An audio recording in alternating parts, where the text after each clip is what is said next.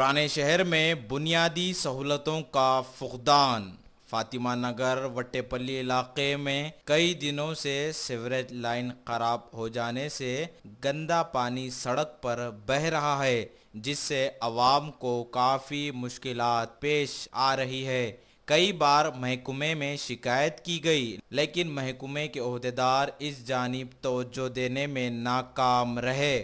सड़क पर गंदा पानी बहने से वबाई अमराज फैल रहे हैं, जिससे मासूम बच्चे मुतासिर भी हो चुके हैं।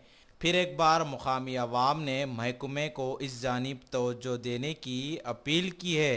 मीडिया से बातचीत करते हुए कई मुकामी अफराद ने बताया।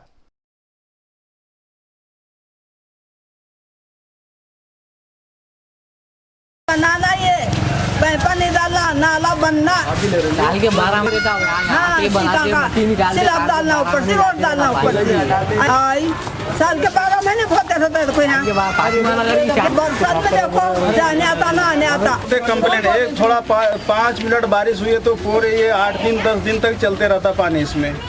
ये जा करके वहाँ मुर्गी चौक के पास भी है, वहाँ भी कंप्लेन की है। ये बहादुरपुरे पे यहाँ है, वहाँ भी कंप्लेन की है। वो बोलता छोटा ढक्कन का है, वो वहाँ गए तो बोलता बड़ा ढक्कन का है। वो यहाँ फेंक देता, वो वहाँ फेंक देता, ऐसे ही चलता रहता, कोई देखता नहीं है।